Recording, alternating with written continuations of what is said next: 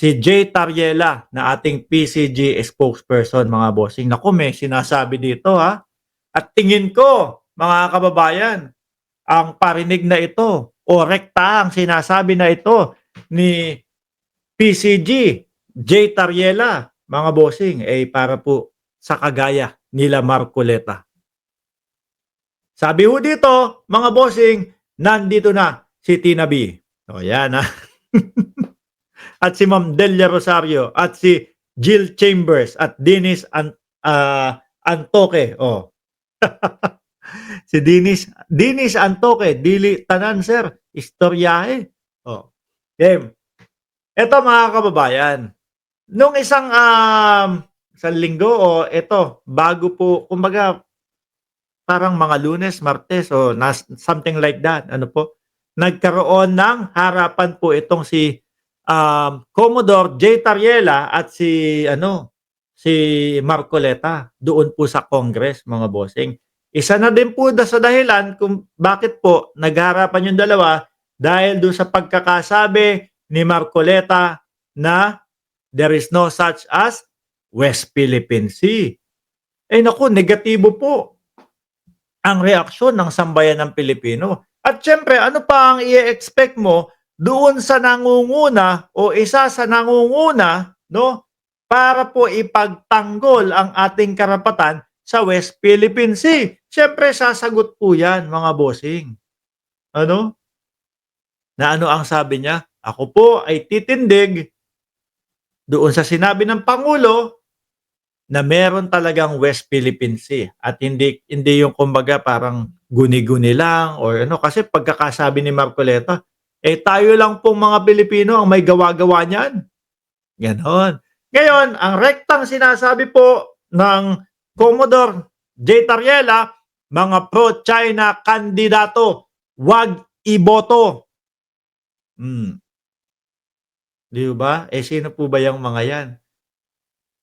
Siyempre alam niyo na kung sino yung mga yan, di ba? Si Bato umiiwas eh, hindi po ako pro-China, no? Eh, gusto niyo po, makipaggira ako dyan.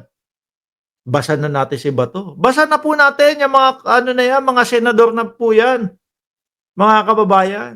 Ngayon, iniiwas nila ang kanilang sarili kasi malapit na po ang halalan. At makikita at mababasa natin sa mga social media na ano po, talagang binoboykot at talagang ayaw iboto yung mga pro-China na mga kandidato. Sabi po dito, sa balitang ito, nakiusap ang tagapagsalita ng Philippine Coast Guard sa publiko na iboto ang mga kandidatong sumusuporta sa posisyon ni Pangulong Ferdinand Bongbong Marcos Jr.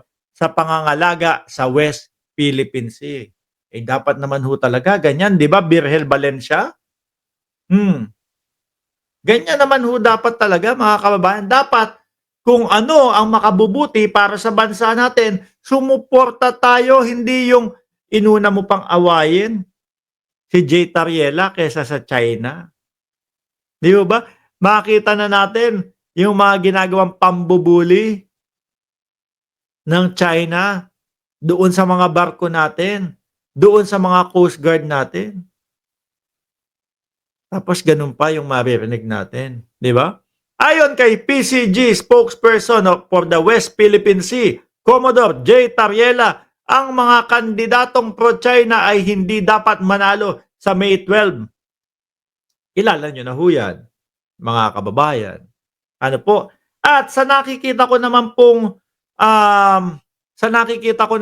mga survey, mga bossing, ay mukhang sinusunod naman po ng sambayan ng Pilipino. Sinusunod naman po ng mamamayang Pilipino, mga kababayan. Bakit to?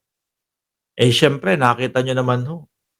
Yung kanilang mga survey, yung kanilang mga position ngayon ay nandun.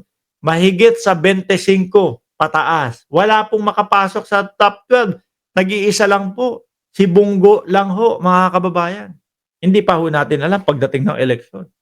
Sabi dito, ang posisyon ko po pagdating sa usapin ng West Philippine Sea, hindi ito usaping political. Correct. Ano po? Napakadali lang po sagutin yan. Para sa Pilipinas ako. Atin ang West Philippine Sea. may karapatan tayo diyan. Naipanalo natin sa UNCLOS yan. So, ibig sabihin, may karapatan tayo diyan. Ganun lang po. Hindi na dapat yung pag-uusapan pa, wala naman pong West Philippine Sea, etc., etc. Hindi po dapat political.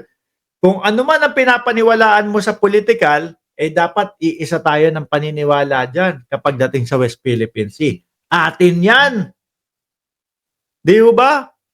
Ang pinag-uusapan natin sa West Philippine Sea, usapin natin lahat ito bilang Pilipino. So, ibig sabihin, ang Vice Presidente, hindi Pilipino? Ano? Kasi hindi man lang makapag-komento para, kumbaga, mabigyan lang tayong mamamayang Pilipino ng lakas ng loob, no? Doon sa laban about sa West Philippine Sea, wala eh. Sabay ginatungan pa nung kapatid. Hindi po trabaho ng Vice Presidente ang magkomento tungkol sa West Philippine Sea. Ibang klase si Pulong talaga. Di ba? O, tuloy. Regardless of who you are supporting, whether you are supporter of the former admin or the current admin, diin ni Tariela. O, yan nga. Tama nga naman, di ba? Let this be a learning experience for us to make sure that those people who will be elected in May are those senators, congressmen, and local government executives na susuporta at titindigan ang laban ni Pangulong Bongbong Marcos pagdating sa West Philippine Sea.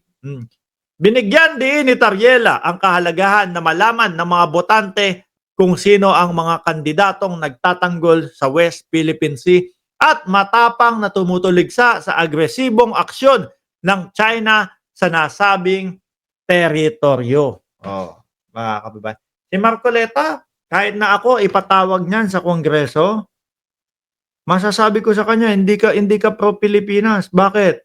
Kitang-kita naman doon sa unang pahayag niya, there's no such as West Philippine Sea. Ang gusto niya talagang tumbukin doon walang West Philippine Sea. Kumambyo na lang po. Reverse.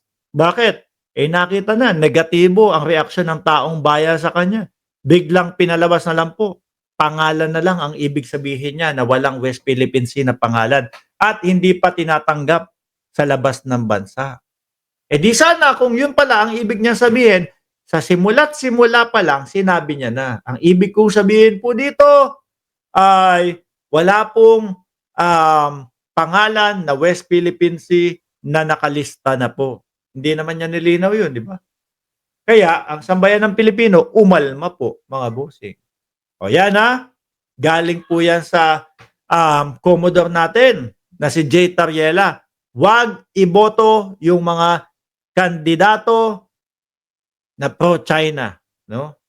Dapat kapag pag ikaw ay tumakbo sa kahit anong posisyon, unang nasa utak mo, unang nasa puso mo ay ang bansang Pilipinas, mga bossing. Dahil kaya ka nga tumatakbo 'di ba? Kaya nga gusto mong maging isa sa leader kasi meron kang ihahatid o meron kang gustong mangyaring maganda sa ating bayan. Tapos marinig mo, mga pro-China sila. Hindi ko na po sila iisa-isahin. Alam ko, alam nyo na po sila, mga boss chief amo, sir. No? Kung ikaw, alam mo kung sino sila, nandyan ang comment section. I-comment nyo na lang dyan po. Paalam muna. Hanggang sa muli. Maraming salamat and God bless po sa atin lahat.